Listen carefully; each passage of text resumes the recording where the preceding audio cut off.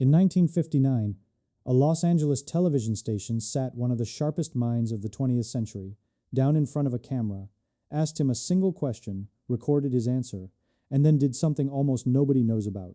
They buried the tape. They refused to air it.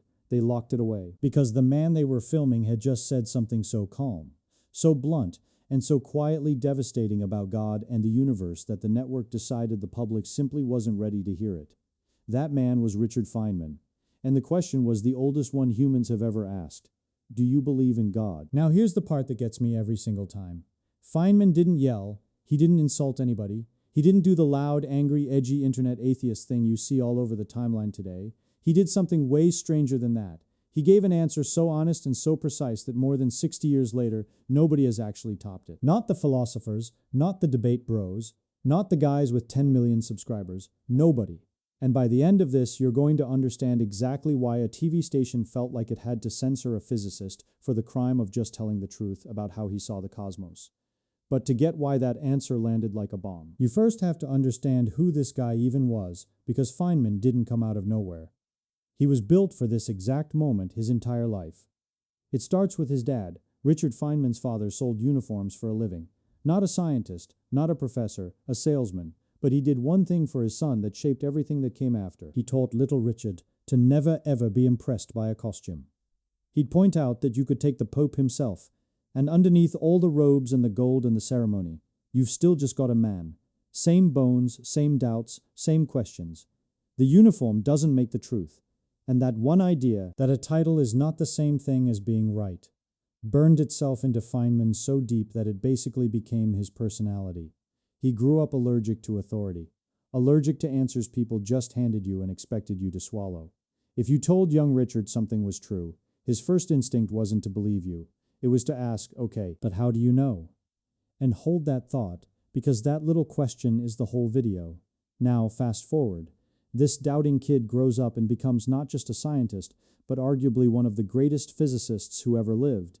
He's on the Manhattan Project in his 20s, doing math that would make your head spin. He wins the Nobel Prize in 1965 for rebuilding our understanding of how light and matter actually interact. For fun, this man cracked the safes holding the most classified secrets on Earth, just to prove the locks were a joke. He played the bongos. And decades later, on live television, when NASA's own engineers couldn't publicly explain why the Challenger space shuttle exploded, Feynman calmly dropped a little rubber O-ring into a glass of ice water, watched it stiffen, and showed the entire world the cause in about 30 seconds. That's the kind of mind we're dealing with. This is not a man who bluffed. This is not a man who said things to sound cool. When Feynman told you what he thought, you could bet your life he had already checked it, torn it apart, and checked it again. So when a guy like that sits down and gets asked about God, you don't scroll past. You lean in, because whatever he's about to say, he means it all the way down. And here's what he said, not with anger, with something almost like wonder. Feynman looked at the sheer size of the thing we live inside, and he just couldn't make the story fit. Think about it with him for a second, because this is where the physics does the heavy lifting. Look up tonight. That soft light from a single star crossed unimaginable distances and traveled for years, sometimes thousands of years, just to land in your eye right now. Some of those stars are already dead. You're seeing ghosts. Our galaxy alone has hundreds of billions of stars, and there are hundreds of billions of galaxies out there beyond it. The numbers stop meaning anything, and it's not just space, it's time. This universe ran for billions of years before a single human ever opened their eyes, and it'll keep running for billions after we're gone. Underneath all of it, everything you've ever touched, your coffee, your phone, your own hands, is made of atoms so small that the gap between them is mostly empty space, all humming and vibrating according to laws so elegant they can be written on a napkin. That is the stage Feynman was standing on. And then here's the move that got him censored.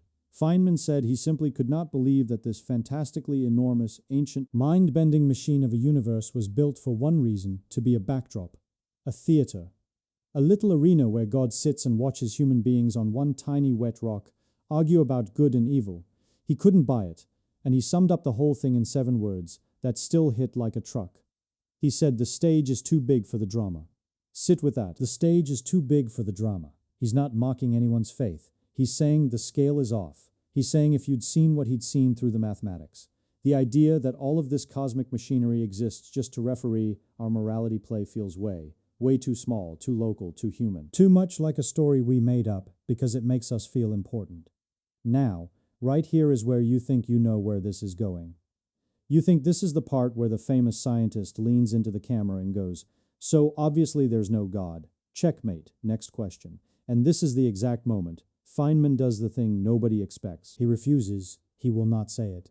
Because here's the twist that makes him different from basically every loud voice in this fight, then or now.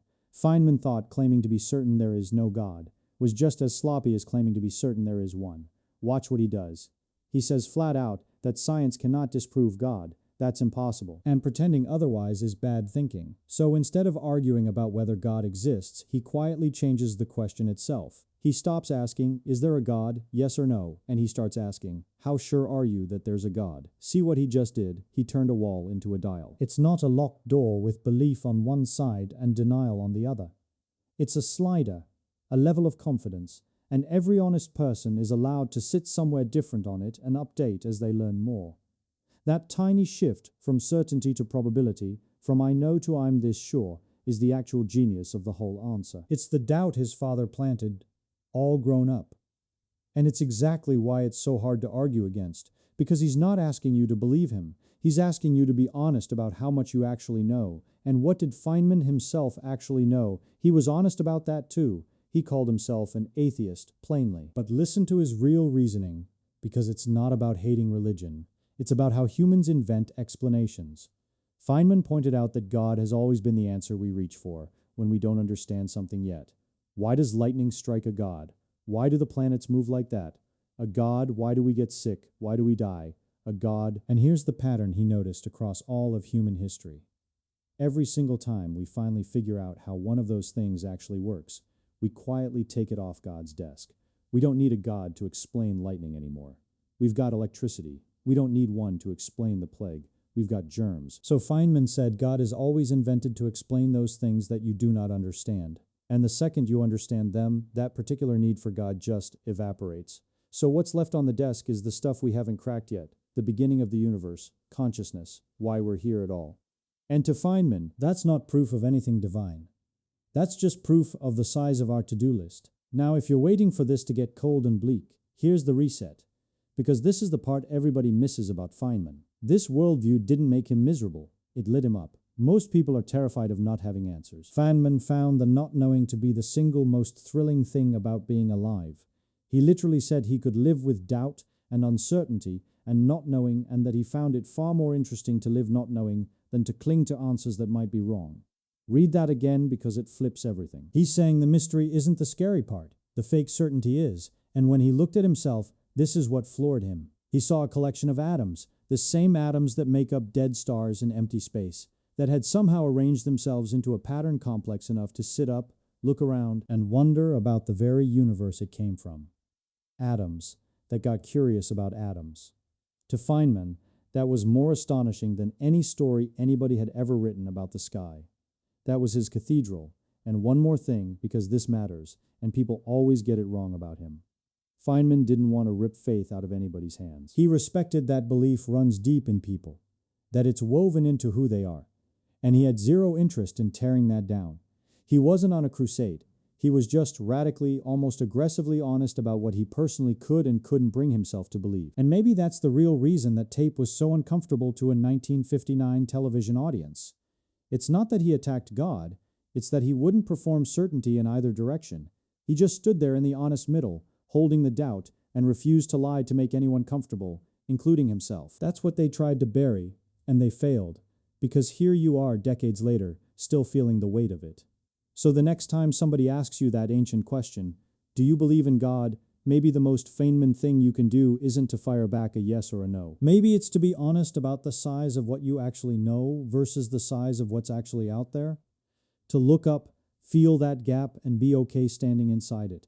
Because a man who understood the universe better than almost anyone who's ever lived looked straight into it, felt no fear, and told the truth. Even when they tried to keep you from hearing it, Feynman kept his sense of humor about all of it right to the very end. His reported last words were that he'd hate to die twice because it's so boring. Doubt, curiosity, and a joke on the way out. That was the whole man. If this rewired the way you think about that question even a little, do me a quick favor and hit that like button. It genuinely helps more people find this. Subscribe if you want more stories about the minds who saw the universe differently. And I'm actually curious, drop it in the comments. Where do you personally sit on Feynman's dial? Not the yes or no, the how. Sure. I read them. I'll see you in the next one.